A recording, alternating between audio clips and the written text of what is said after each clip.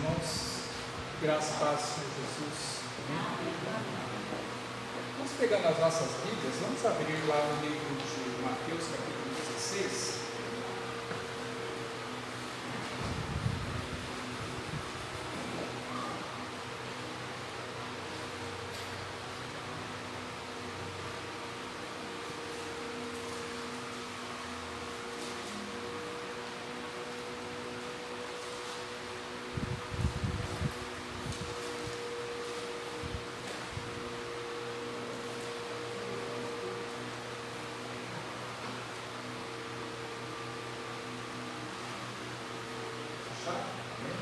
Vamos fechar os nossos olhos, vamos fazer uma oração, vamos agradecer ao Senhor mais uma vez, pedir que o Espírito Santo de Deus falar a nós.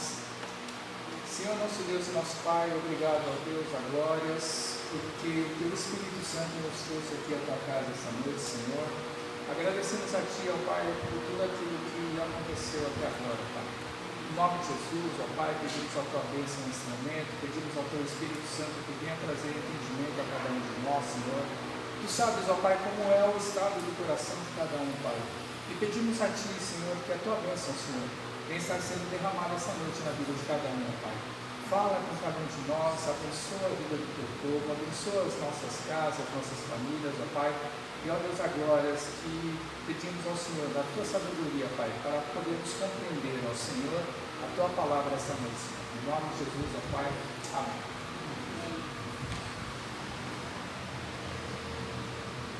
Ultimamente, irmãos, tenho usado bastante, né?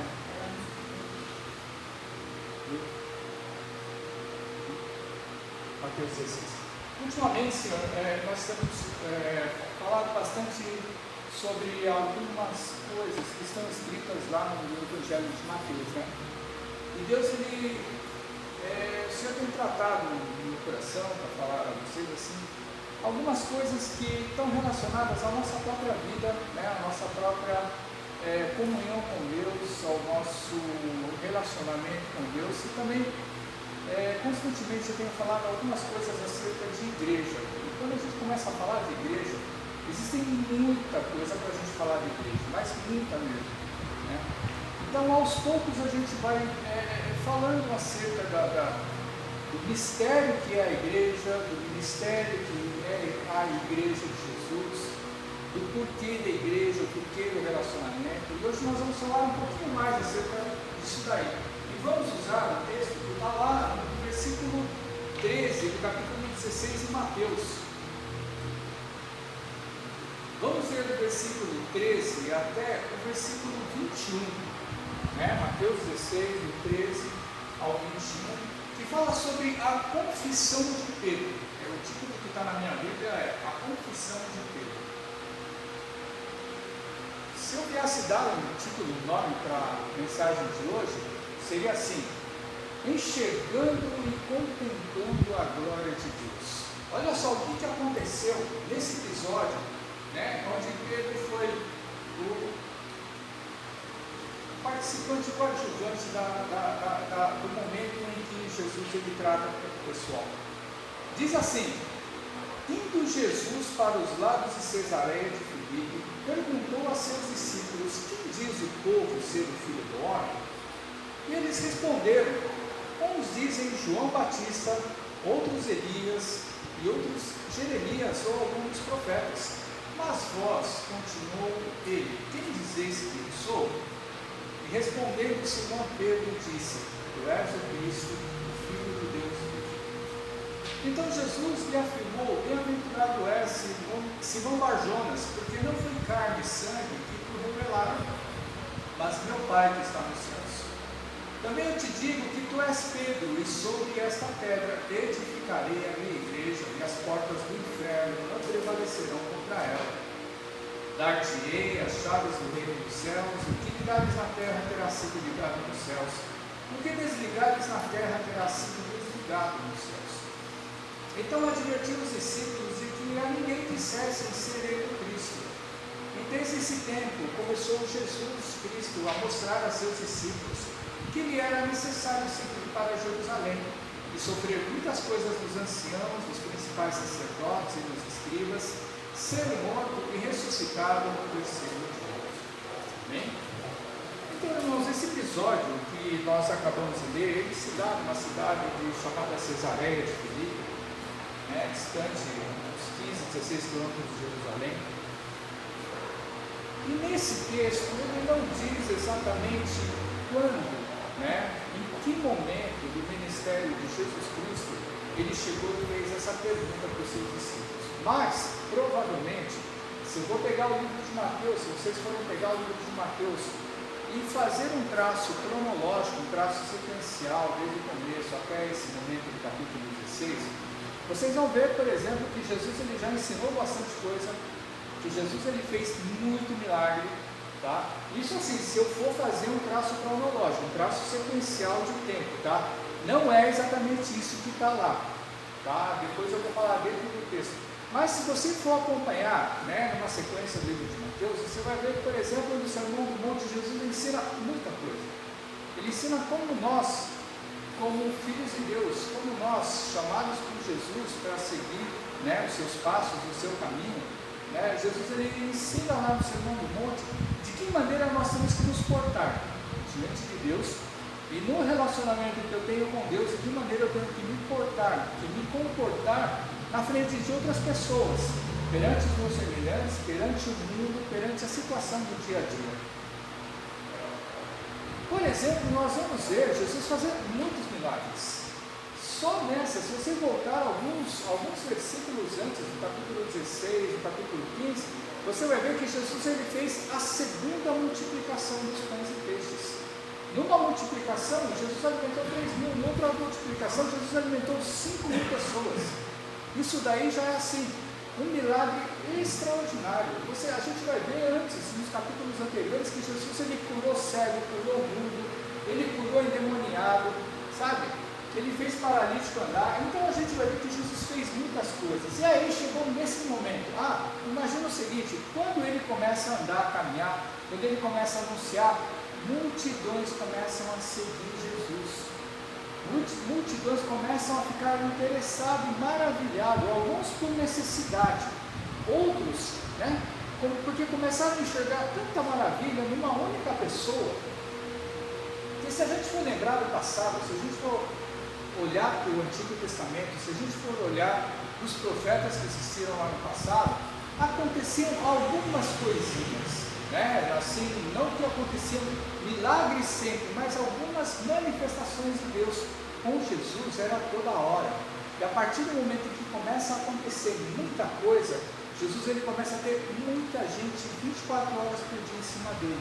Aí a gente começa a pensar uma coisa: qual foi o primeiro propósito de Jesus Cristo? O primeiro propósito de Jesus Cristo foi o quê? Chamar 12 pessoas. Para quê? Em primeiro lugar, para que essas 12 pessoas elas conseguissem absorver e captar tudo aquilo que Jesus ele tinha para ensinar.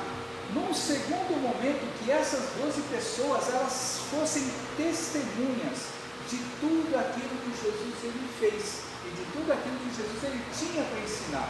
Em terceiro lugar, esses discípulos, eles deveriam chegar e repassar tudo aquilo que eles aprenderam de Jesus, ou seja, voltar e continuar de uma maneira cíclica a ensinar o Evangelho do Reino.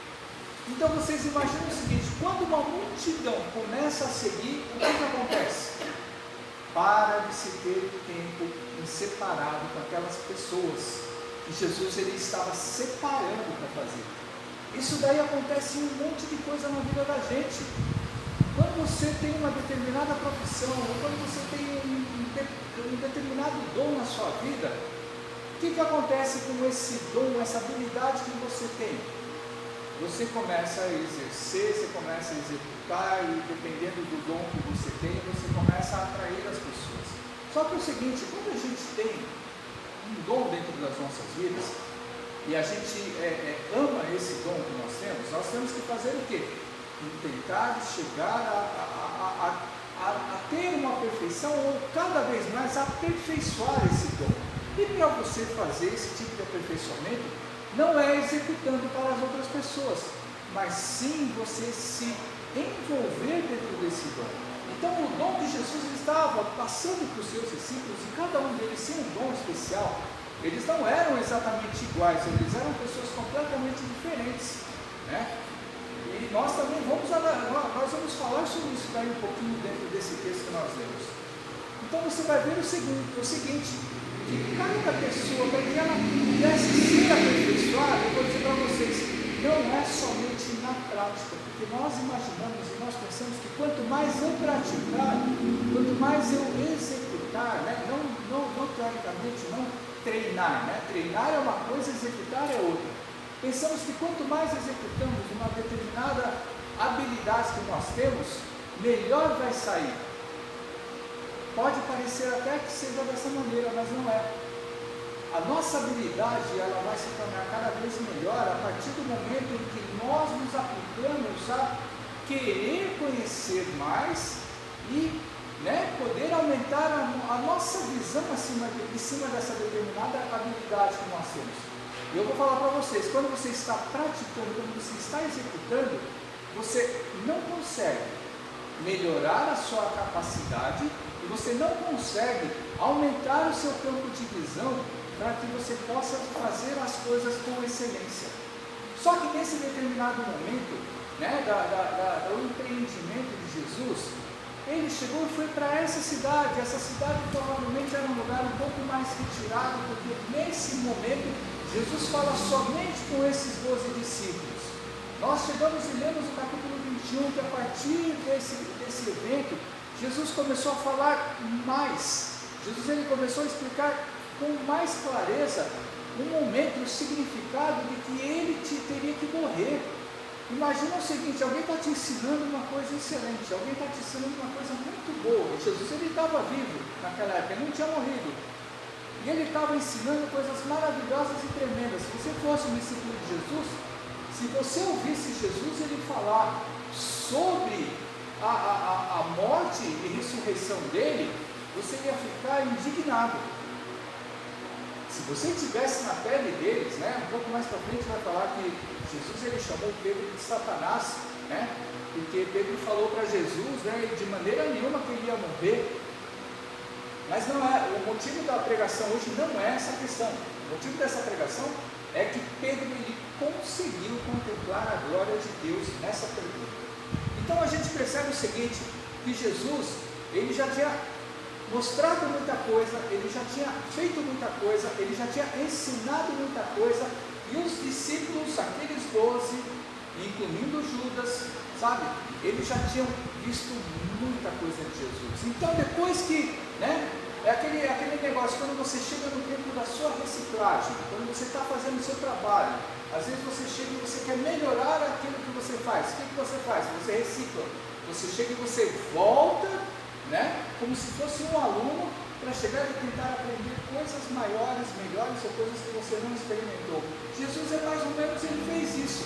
E aí ele chega e faz a pergunta: que as pessoas dizem que é o Filho do Homem? Só para a gente poder entender, nessa primeira pergunta que Jesus ele fez, quem dizem as pessoas, o povo, né, ser o Filho do Homem? Ele está dizendo, primeiramente dele, né, Filho do Homem.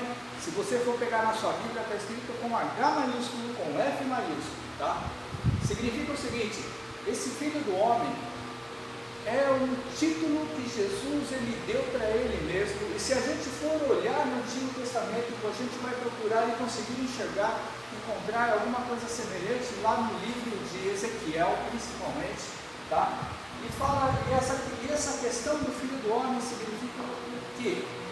Ele está dizendo, o próprio Jesus ele está dizendo, e os discípulos entenderam nessa hora, tá? O próprio Jesus ele está dizendo o seguinte: esse Filho do Homem é aquele que veio em carne humana, o próprio Cristo, tá?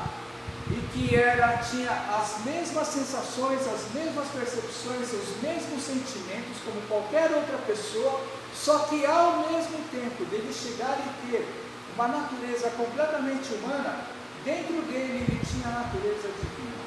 Dentro dele ele tinha, sabe, a natureza de ele mostrava a natureza de Deus para os seus discípulos, ele mostrava para os discípulos, através das obras que ele fazia, através dos ensinamentos que ele dava, que ele era Messias, que ele era o enviado de Deus, que ele era o mensageiro de Deus, tá?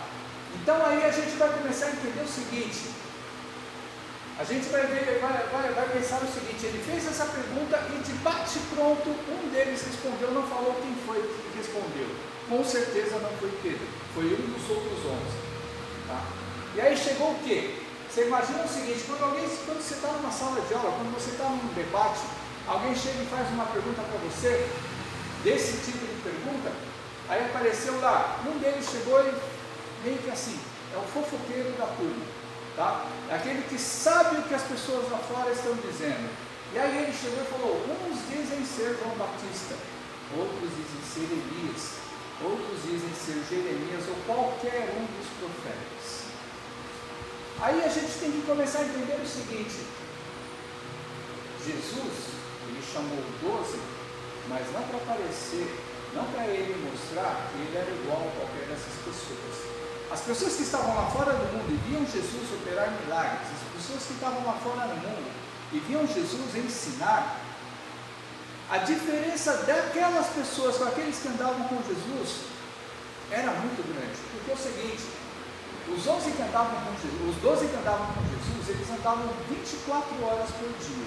A partir do momento em que você começa a conviver demais com alguma pessoa, mesmo ela mostrando toda a sua divindade naquele meio, mesmo ela mostrando todo o seu poder, o seu conhecimento, a sabedoria que ele tinha de Deus, a partir do momento em que você começa a se tornar íntimo dessa pessoa, você começa a tratar ele como se fosse da sua própria casa. E você trata ele como se fosse teu maior amigo, teu irmão, como se fosse alguém que, sabe, sempre conviveu com você dentro da sua família. E muitas vezes as pessoas, né, que tratam dessa maneira, elas se esquecem uma coisa, né, de quem é essa pessoa na realidade, exatamente por causa da intimidade que se tem uma com a outra. E aí eu vou falar para vocês o seguinte, as pessoas que estão lá fora do mundo não têm essa percepção.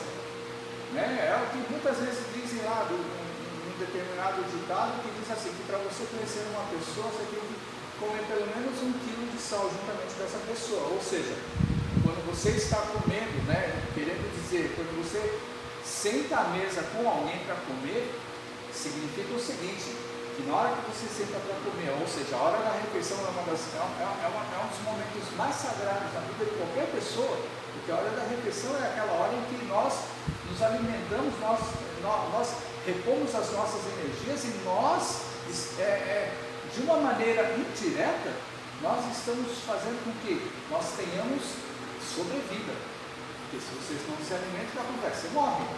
Então para nós é uma coisa tão normal, tão natural, né? Porque a gente se alimenta todo dia e a gente não tem essa percepção.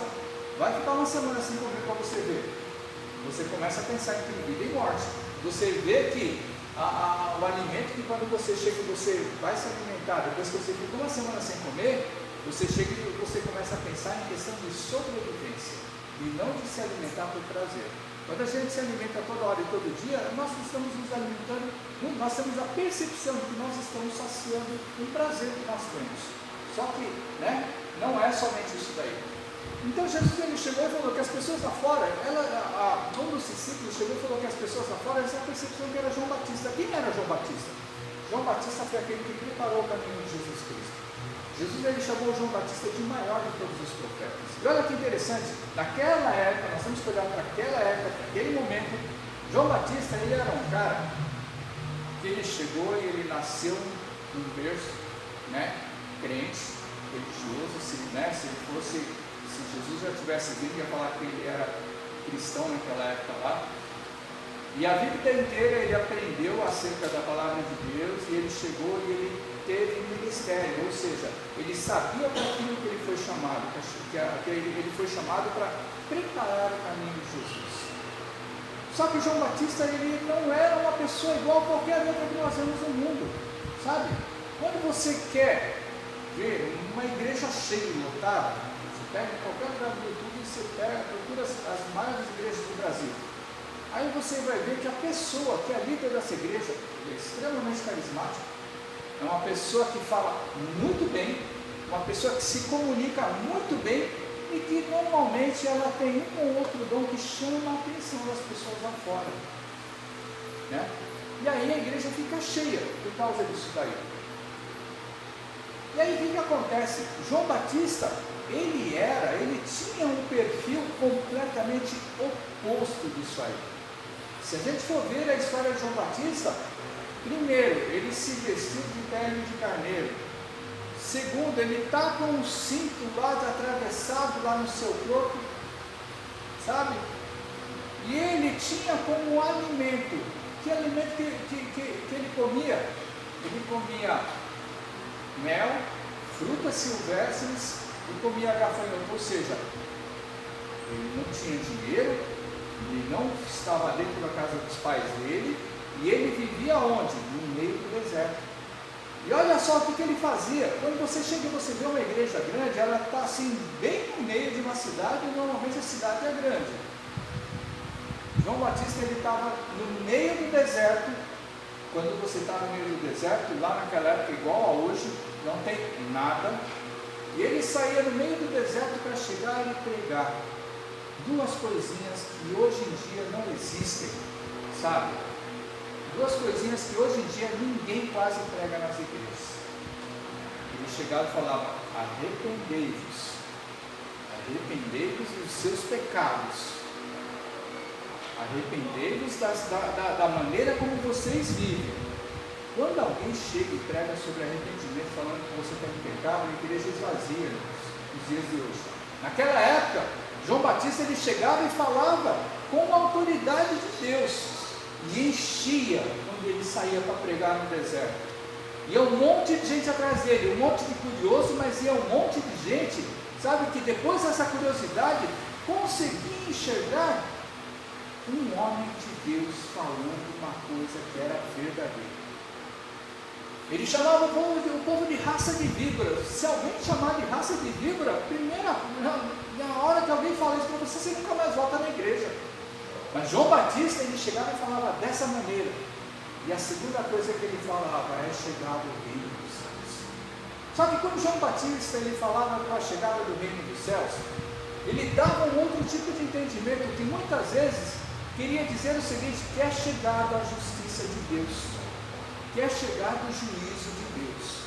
E realmente, quando Jesus ele veio, é como se viesse a justiça, o juízo de Deus sobre aquele povo, mais um sentido de misericórdia, no sentido de que Jesus ele veio para trazer a justiça de Deus, mas que antes dessa justiça ser executada, Jesus ele veio anunciar a si como aquele que fosse redimir o povo do seu pecado, ou seja, que aquele que iria salvar o povo de Deus.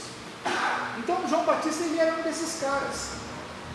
E olha só que enchia um monte de gente lá, e um monte de gente foi batizado. Foi batizado pelo arrependimento de pecados no nome de Deus.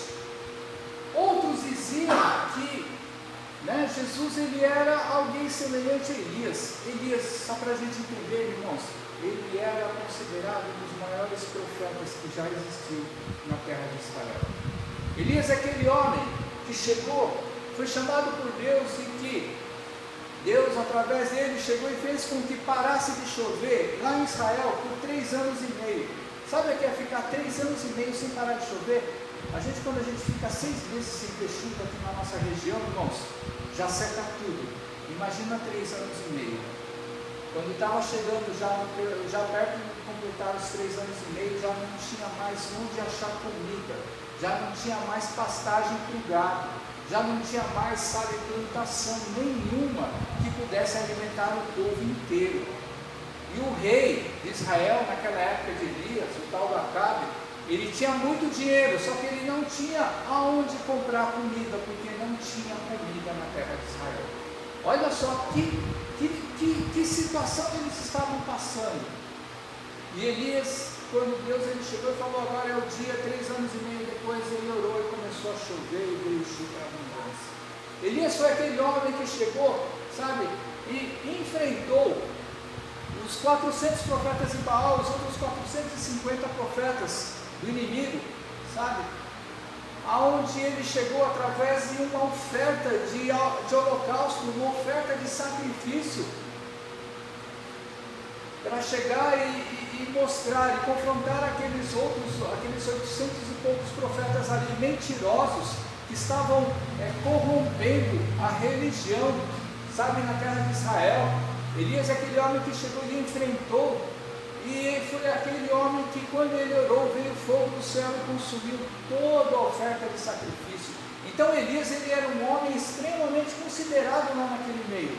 E existe uma profecia no Antigo Testamento, que eles viviam naquela época, está lá no livro de Malaquias, que Elias iria voltar um dia para chegar e exercer, sabe, a fase, a era messiânica, a fase, a era em que Moisés, lá no passado, ele já tinha falado que Deus havia de enviar um profeta maior do que ele. Por que eles achavam que Elias ia voltar? Elias, ele teve a felicidade, né? Ele teve o prazer de Deus ele chegar e não ver a morte. Foi um dos dois, na Bíblia inteira, registrado, que não viu a morte. Então eles achavam que Elias ia voltar, porque se alguém tivesse morrido, aí não tinha como chegar e voltar. Mas Elias, ele era um dos homens que foi levado para o céu, visivelmente para as pessoas lá no passado, que ele não chegou a morrer. Então eles achavam que Elias ia voltar, e eles achavam que Jesus ele fosse Elias. A terceira pessoa que é citada é Jeremias, ou qualquer outro dos profetas, que seriam o resto dos profetas. Falaram Jeremias porque Jeremias ele era um homem, ele tinha o ofício de profeta, só para a gente entender o que é o ofício de profeta no passado. Ela era aquele homem que era enviado por Deus para levar a mensagem de Deus e a palavra de Deus para a nação. E normalmente a palavra de Deus ele enviava para a nação, para o povo dele, era a palavra de exortação, que o povo estava pecando. E Deus, por ele ser o Deus do povo, ele sempre avisava o povo antes dele chegar e castigar. Olha só como são as coisas. E hoje em dia, a gente vive num mundo, num tempo em que está tudo bem. Ninguém tem pecado. A gente vive num tempo hoje em dia que todos nós, porque aceitamos Jesus, está ótimo 100%, e todos nós vamos para o céu. Amém, glória a Deus. Quando a gente aceita Jesus de coração, quando a gente aceita Jesus, sabe, com sinceridade nas nossas vidas, uma coisa que Deus ele deu foi a graça. A bênção de nós sermos salvos, a bênção do direito de nós podermos ir para o céu. Mas isso não nos isenta da gente chegar e na nossa vida, com Deus e com Jesus, eu chegar e eu ter por obrigação e por dever e por amor, principalmente a Deus, por amor a Jesus, que lhe entregou a sua vida por nós, nós temos por dever, sabe, da gente chegar e sempre a gente tentar e fazer o possível para a gente não pecar e a gente se santificar, porque a própria Bíblia ela diz lá no livro de Hebreus, sem santificação ninguém verá a Deus. Isso é um mistério, irmãos. Se eu já sou salvo, então quer dizer que se eu não me santificar, eu não vou ver a Deus. Como é que é esse negócio de chegar e eu ir para o céu? Então, olha só como são as coisas. Nós temos o dever dentro do nosso coração. Nós temos o dever diante de Deus. Nós temos um dever perante o nosso próximo, perante o nosso semelhante, diante da presença de Deus. Porque através de nós, porque através de cada um de nós, se nós vivermos debaixo da presença de Deus, nós vamos ser testemunhas vivas. Nós vamos ser pelo menos como essas pessoas, pelo menos como João Batista, como Elias, como Jeremias, sabe? Pessoas que quem está lá do lado de fora olha e fala, tem alguma coisa de Deus na vida dessa pessoa. E aí eles começam a enxergar de uma maneira diferente. Só que qualquer um desses três, ou qualquer tipo de outro profeta que existiu lá no passado, não consegue chegar nem aos pés de Jesus Cristo naquele momento. Naquele momento é que eu falo, é naquele momento que Jesus ele já chegou e ele já tinha feito muita coisa. Já não faltava mais muita coisa para Jesus fazer. Faltava ele chegar explicar alguns detalhezinhos e falar acerca da sua morte, do seu sofrimento, do seu martírio, sabe? E falar do motivo de ele ser ressuscitado por Deus, por glorificação a Deus e também para cumprimento, sabe? Para cumprimento do processo de redenção das nossas vidas. Processo, eu poderia falar de redenção da humanidade, mas tem muita gente aí fora que não quer saber de Jesus. Tem muita gente aí fora que chega e aceita ele de primeiro momento. No meio do caminho, é igual a parábola lá da semeadura, no meio do caminho, as coisas do mundo, elas chamam mais a atenção das pessoas do que o próprio Senhor Jesus. Num outro momento, os problemas da vida chegam e tomam a vida de cada um, da pessoa que está ali, que se diz cristão, e faz com que ela chegue e deixe de lado Jesus Cristo. E aí, quando Jesus está voltando, todo mundo quer correr atrás. Só que aí tem uma coisa, irmãos, a gente nunca vai saber quando Jesus vai voltar. Já fazem séculos, já fazem décadas, já fazem milênios que estão falando que Jesus vai voltar, desde aquela época. Se você for pegar nos primeiros livros de Atos, se você for pegar o livro de Tessalonicenses, você vai ver que o povo de Deus, já naquela época, nos anos 40, 50, 60, na era cristã, sabe, ou seja, do nosso tempo, as pessoas que viram Jesus morrer lá pelos anos 30 e pouco, depois ressuscitar e ir para o céu, passou lá uns 5, 10, 15 anos, 20 anos, começaram a morrer os apóstolos, aqueles 11 que andaram com Jesus, né? Já não falando de Judas, porque Judas tinha morrido, mas começaram a passar os anos, eles começaram a morrer, e Jesus não voltava. E a gente pega no final do livro de João, dizendo lá que para alguns, né, ou para João mais especificamente, e se não quiser que ele morra, e se eu quiser voltar antes dele morrer, aí a gente vê o seguinte, que as pessoas elas começam a ficar preocupadas com todas as coisas. E aí Jesus ele chega e ele é muito maior do que isso aí. Naquele momento, ele faz novamente a pergunta: mas vocês, olha só, a segunda pergunta, olha como Jesus, ele usa de uma maneira de pergunta, ele faz a primeira pergunta assim: quem diz o povo ser o filho do homem? Como está no versículo 13. Aí depois do versículo 15, depois que eles responderam que o povo lá fora dizia, Jesus ele chegou e perguntou no versículo 15: vocês, quem vocês dizem que eu sou? Aí eu vou falar uma coisa, irmãos. Algumas pessoas que estudaram, eles chegam e dizem lá que Pedro, ele respondeu no nome dos 12. Aí eu já vou falar que eu não posso concordar com isso daí, porque ele não tinha como falar em nome dos 12, porque um já traía, sabe, já tinha má intenção no seu coração desde o começo que ele foi chamado, porque ele era tesoureiro e ele era doido por dinheiro. E outros, né, que alguém chegasse e falasse: não, mas Pedro falou em nome dos 11. Irmãos, eu vou dizer uma coisa para vocês, se vocês já tiveram alguma experiência com Deus na sua vida. Você imagina quando Jesus ele chega e faz uma pergunta dessas? Se você está no meio de uma reunião, no meio de uma aula, e Jesus ele chega e faz uma pergunta dessas para vocês. Se vocês todos, se nós todos andássemos junto com Jesus, todos os dias, todas as horas, todos os momentos, e ainda vou contar um detalhe nesse meio do caminho aí, existiam alguns eventos especiais, em que Jesus só chamava 3 caras, Pedro, Tiago e João. Ele só chamava 3 e deixava 9 de lado, em alguns momentos especiais. Ou seja, não tem como um dos 11 chegar e falar com todos, porque quando Jesus ele faz essa pergunta, ele faz para cada um daqueles homens que estavam junto com ele. E Jesus ele chega e pergunta: vocês, quem vocês dizem que eu sou? Se você estivesse lá no meio, você ia levantar para responder? Difícil, né? Eu acho que você não ia responder. Eu não iria levantar para responder. Eu já falo por mim mesmo, eu não iria.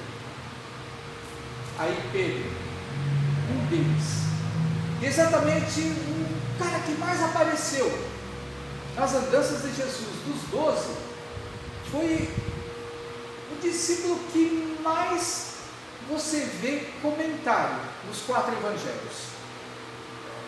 Você vê que Pedro era aquele que primeiro sempre se atirava para falar com Jesus, era aquele que primeiro sempre se apresentava para chegar e querer agradar o mestre, era aquele que primeiro sempre se habilitava para fazer as coisas que Jesus ele pedia. E olha, irmãos, que coisa interessante, quando a gente está na igreja, quando a gente chega e a gente está fazendo alguma coisa, pelo menos eu já tenho experiência nisso, né, porque eu estou no lado aqui. É interessante como algumas pessoas na nossa vida, algumas pessoas dentro da igreja, sempre existem algumas pessoas que são as primeiras a se oferecerem para fazer isso. Sempre tem algumas pessoas, em qualquer igreja, se você for lembrar de alguma igreja que você já frequentou por algum tempo, ou mesmo quem é daqui vai se lembrar, sabe, que sempre existem alguns irmãos, algumas irmãs que sempre se apresentam na hora que o líder da igreja pede alguma coisa. Olha só que coisa interessante. Pedro era esse cara. Se você se lembrou de alguém, você vai se lembrar assim: Pedro era assim. E aí não tinha outro, irmãos, para chegar e levantar. Aí eu vou falar, não é nem essa a resposta. Mas quando Pedro ele chega e ele fala para Jesus: Tu és o Cristo, o Filho de Deus vivo. Irmãos, a gente não tem a percepção do significado dessa frase. Pedro ele fez a declaração da boca dele. Jesus ele chegou e falou falar as palavras de Jesus que ele chegou e falou. No versículo 17 ele fala assim: Bem-aventurado és.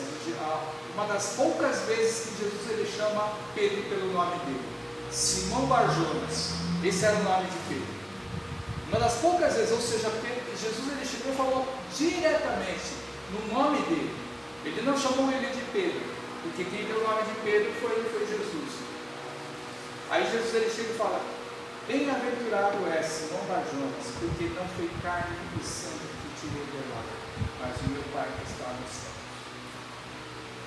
A gente não tem entendimento quando a gente chega e ouve essa frase: Tu és o Cristo, Filho de Deus vivo. Mas Pedro, na hora que Jesus ele fez aquela pergunta, provavelmente, não estou falando que isso aconteceu, mas provavelmente todos pensaram, todos começaram a refletir dentro do coração. E quando Pedro respondeu, porque Jesus disse isso daí, porque foi o próprio Deus que revelou para Pedro. Ou seja, imaginem nessa situação, onde Pedro ele falou uma frase que pode ser muito simples, mas ele quis dizer o seguinte: ele estava na presença de Deus. Uma coisa muito semelhante, foi só para vocês entenderem a história, foi quando Paulo teve um encontro com Jesus. Paulo estava no caminho de Damasco, ele chegou e caiu caiu no chão. Uns dizem que ele caiu do cavalo, outros dizem que ele caiu, que a palavra de Deus diz que ele caiu no chão, sem conseguir enxergar, e ele viu a glória de Deus, ele viu a glória de Jesus Cristo, mas ele não tinha o entendimento, e ele chegou e falou: Quem és tu, Senhor? Ou seja, Paulo ele sabia, ele sentiu no coração naquele momento que era Deus, porque senão ele não iria chamar de Senhor. Ele sentiu no coração disso daí. Então foi mais ou menos o que Pedro teve naquele momento. Pedro ele teve parece que ele entrou em êxtase, provavelmente, quando ele chegou e fez essa declaração, porque é uma declaração muito simples. Ele chegou e falou assim, se a gente chegar e falar: Nossa, Jesus, ele é o Cristo, ou seja, Jesus ele é o Messias. Jesus é aquele que foi anunciado desde muito tempo para vir resgatar o seu povo. Só que naquela época, e antes daquela época, desde os tempos de Moisés, eles estavam esperando alguém que fosse um libertador político, como Davi foi. Davi, que era rei, ele não foi um libertador espiritual, Davi foi um libertador político, porque ele chegou e salvou a nação de Israel de ser tomado por outras nações. E Davi ele foi um libertador. Então eles esperavam alguém que fosse libertar eles de opressão. Eles estavam vivendo em opressão do império e do governo romano. Que opressão o império romano exercia sobre eles? Altos impostos. Como a gente vive nos dias de hoje. Nós sofremos altos impostos em todas as coisas que nós consumimos. Tá? Então eles estavam esperando alguém que fosse um resgatador, mas na situação que eles estavam vindo. Só que quando Pedro ele fala que ele era o Messias, Pedro ele estava falando o seguinte: ele conseguiu enxergar, ele conseguiu contemplar a glória de Deus na vida de Jesus Cristo naquele momento. Irmãos, isso é uma coisa muito séria, sabe por quê? Porque quem andou, como eu estava falando no começo, 24 horas por dia, durante 3 anos com alguém que estava dizendo que era um mestre, com alguém que estava dizendo que era um enviado de Deus, que era o Filho de Deus vivo, sabe? E você começa a conviver muito tempo, irmão, você começa a pegar tantas manias, sabe? Jesus devia ter, não está registrado, mas como uma pessoa humana normal, ele devia ter um monte de mania, um monte de brincadeira ele deveria fazer com o pessoal. Então parecia que ele era um irmão, alguém, um maior amigo daquelas pessoas. Então fica muito difícil você conseguir enxergar a divindade em Jesus naquele momento lá. Mas Pedro é como se ele tivesse entrado em êxtase. Sabe o que é êxtase? Ele chegar e ele estar consciente da sua condição mental e espiritual. Ele conseguir, é como se ele tivesse saído do corpo para ele enxergar a situação dele, de fora para dentro dele mesmo. E Pedro, quando ele fez essa declaração de Jesus, ele chegou e falou que foi Deus que revelou isso para ele. Irmãos, isso é uma coisa que normalmente pouquíssimas pessoas conseguem enxergar isso daí. E é uma coisa que assim, é uma coisa tão gloriosa quando você tem essa experiência. É uma coisa tão extraordinária uma experiência dessas que você tem. Muitos falam que a pessoa precisa jejuar direto, que a pessoa precisa meditar na palavra direto, que a pessoa precisa orar direto. Concordo com todas essas coisas, mas ainda não é isso. Não é o suficiente. O mais importante disso tudo é exatamente o que a vida de Pedro vai nos ensinar. A vida de Pedro, lá no começo, quando ele chegou e ele viu uma determinada situação em que Jesus ele mostra o seu poder de Filho de Deus, Pedro ele chega e fala para Jesus: Senhor, afasta-se de mim porque eu sou pecador. Sabe o que significa isso? Ele conseguiu enxergar a glória de Deus na vida do Senhor Jesus, que estava ali naquele momento. E quando nesse segundo momento ele faz essa declaração, ele consegue contemplar, de olhos abertos na frente do próprio Senhor Jesus, ele consegue contemplar a glória de Deus na vida de Jesus naquele momento. Sabe quando você contempla isso daí na sua vida? Se você passou por uma situação muito difícil, se você passou por uma enfermidade muito difícil, sabe? Onde você chega e você entrega tudo isso para Deus e você descansa no meio da tribulação. E aí do nada Deus ele faz esse milagre. E ainda aí do nada, quando Deus ele faz esse milagre, você sente dentro de você. É como um exemplo daquele milagre que Jesus ele curou uma mulher com fluxo de sangue. Quando aquela mulher ela tocou nas vestes de Jesus, na hora ela sentiu o milagre. Ou seja, na hora que ela sentiu o milagre, foi a hora que ela experimentou um pouquinho da glória de Deus. Então, muitas vezes, a gente tem essa percepção da glória de Deus na vida da gente, e a gente não se dá conta disso. Mas quando Pedro ele fez essa declaração, quando ele chegou e respondeu do coração dele, não foi da boca dele. Isso é a grande diferença de todas as coisas. Pedro, quando ele respondeu do coração dele, aí vem a dádiva de Jesus Cristo para ele. Qual foi a dádiva? Que é a grande bênção para nós hoje, porque nós fazemos parte dessa nação apostólica. Versículo 18 e 19, ele diz assim: Eu te digo que tu és Pedro, sobre essa pedra edificarei a minha igreja, as portas do inferno não prevalecerão sobre ela. Dar-te-ei as chaves do reino dos céus, que ligares na terra terá sido ligado nos céus, que desligares na terra terá sido desligado nos céus. Muitas vezes nós fazemos também uma comparação que não é que é errado, mas é uma comparação muito pequena, muito insignificante daquilo que Jesus ele falou para Pedro nesse momento. Quando a gente chega e fala muitas vezes, quando 2 ou 3 estão reunidos no meu nome, e a gente chegar e ligar numa oração, e a gente concordar com uma oração, isso daí vai ter sido ligado nos céus. Isso não é errado.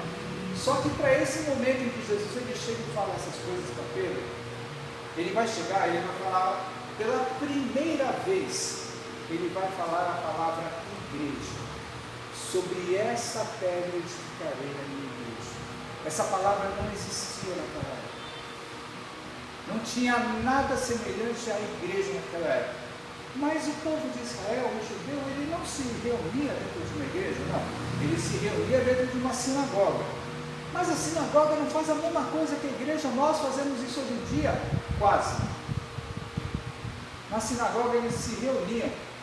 Primeiro, só entrava judeu dentro da sinagoga. Significa ser judeu lá naquela época. Judeu não era sangue, não era raça. Judeu para eles que entravam na sinagoga, além da raça, além do sangue, eram aqueles que seguiam os mandamentos da Torá. Seguiam os mandamentos dos 5 primeiros livros da Bíblia. Tá? Então já é a primeira diferença. Hoje, mas a igreja não é igual? Não. Irmãos, a igreja é pública. Qualquer pessoa entra dentro da igreja, qualquer pessoa de qualquer credo, qualquer pessoa sendo crente ou não, tendo convicção ou não. Então isso já é uma grande diferença. Segunda coisa, mas eles não entravam lá para aprender a palavra de Deus? Também sim. Nós estamos dentro da igreja para aprender a palavra de Deus. Só que a sinagoga era só para isso. E aí a gente começa a perceber o seguinte: então a igreja hoje em dia é muito diferente da passada. Porque um dos motivos de nós sermos igreja, um dos motivos de nós sermos templo de Deus, em congregação, em união, é a reunião dos diferentes. A reunião dos diferentes que se esforçam para ter comunhão uns com os outros. Ou que, em nome de Jesus Cristo, nós todos nos chamamos, nos consideramos e nós temos e devemos nos amar como irmãos em Cristo. Essa é a grande diferença. Então Jesus lá naquela época ele já estava chamando de igreja aquilo que ia ser construído em cima de Pedro. E lá o termo igreja que Jesus ele criou, que tem o mesmo termo hoje, é congregação, é assembleia, é reunião. Só que naquele momento, quando Jesus ele chega e fala que sobre essa pedra, sobre você, eu vou edificar a minha igreja, ele estava querendo dizer o seguinte: que a reunião que Jesus, que os apóstolos eles iriam fazer, era em cima do fundamento de Jesus.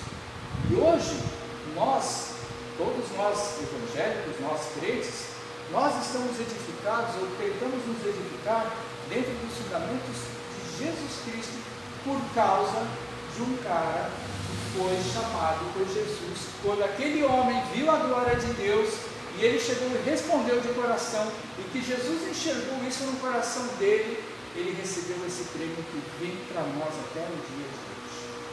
A bênção. Então olha só como faz diferença a gente perceber a glória de Deus na nossa vida, a gente reconhecer essa glória de Deus, sabe? E a gente, em todos os momentos, em todo o tempo, a gente exaltar e glorificar o nome de Deus, em cima da bênção que você recebe pela glória dele. Irmãos, Jesus ele chegou e falou que ele ia dar a chave dos céus nas mãos de Pedro, e que tudo aquilo que ele ia ligar, sabe, estaria sendo ligado nos céus, e aquilo que ele ia desligar, estaria sendo desligado nos céus. Sabe o que a gente consegue chegar a entender o significado disso daí? Atos capítulo 2, depois que eles receberam ao Espírito Santo no dia do Pentecostes, sabe, que chegaram lá e acharam que eles estavam falando um monte de língua estranha, e aí eles estavam falando na língua dos países de origem deles, porque estava congregado naquele momento, naquele dia da festa de Pentecostes lá em Jerusalém, judeus de todas as partes do mundo. E você vai ver lá, se você um dia nós falaremos sobre isso daí, você vai ver lá que tem de 20 a 30 idiomas diferentes que estão registrados ali no livro de Atos capítulo 2, o seguinte, que quando as pessoas que passavam por ali achavam que aqueles 120 que estavam dentro lá da casa lá, estavam orando e falando nas línguas de origem, o pessoal falou, não, eles devem estar bêbados, 9 horas da manhã, bêbado, judeu, crente, não existe isso, irmãos. Aí Pedro, ele chegou, ele saiu no alto da casa, ele começou a explicar, falando sobre Jesus Cristo, falando sobre ele que foi martirizado, que ele foi perseguido, que ele morreu pelos pecados, mas que ele ressuscitou no terceiro dia, e ele foi para os céus, e ele deixou essa incumbência ao povo de anunciar o Evangelho ao mundo. Diz lá no livro de Atos, capítulo 2, o Espírito Santo tocou no coração de 3.000 pessoas. E essas 3.000 pessoas, elas chegaram e aceitaram Cristo naquele dia.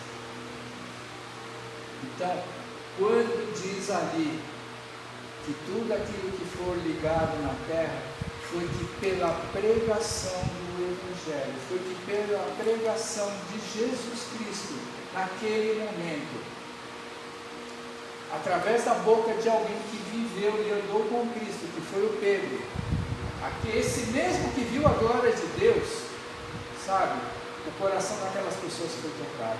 Então, quando Jesus ele chegou e falou isso daí, da chave do reino dos céus, ou seja, do poder do Evangelho, em nome de Jesus Cristo, que estava sobre a mão e a vida e o coração de Pedro, porque ele tinha sinceridade no coração dele, e ele conseguiu contemplar a glória de Deus sobre a sua vida, ele conseguiu enxergar, sabe, a divindade de Jesus naquele momento.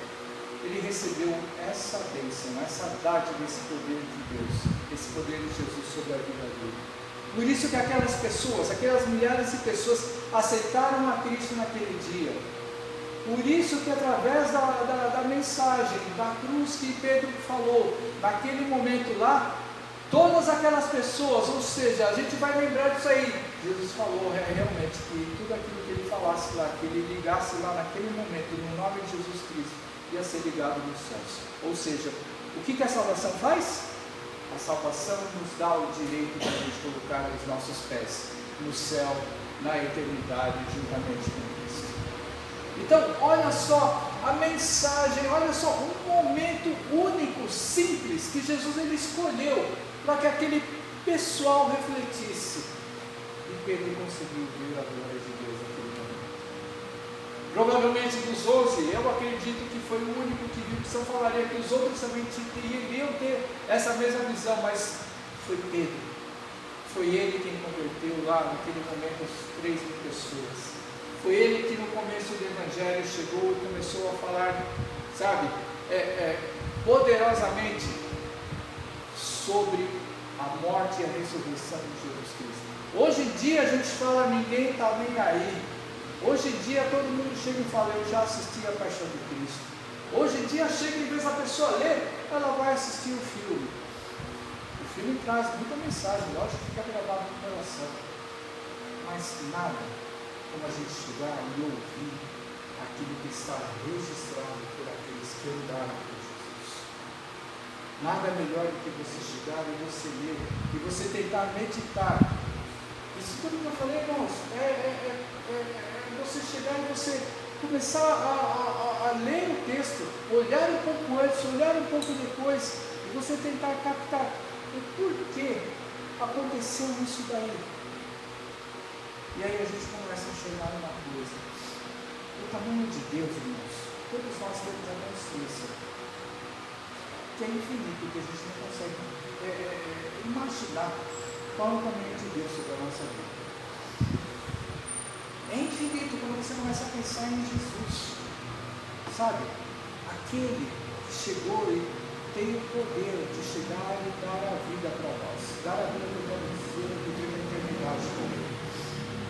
Mas a gente não consegue chegar, muitas vezes, não temos mente, coração e espírito para conseguir enxergar, sabe, o tamanho da grandeza desse Deus que andou desse mundo, esse Deus que chegou e sofreu pelas nossas vidas, esse Deus que chegou e morreu por nós e ressuscitou por nós, e Ele nos deu essa abertura, essa possibilidade da gente chegar um dia, quando Ele voltar, ou mesmo que Ele não gente parta desse mundo, quando a gente parte porque ele já voltou, porque ele não tem mais nenhuma hora depois da morte, mas a gente ter a certeza no nosso coração: Jesus existe, Jesus é Deus.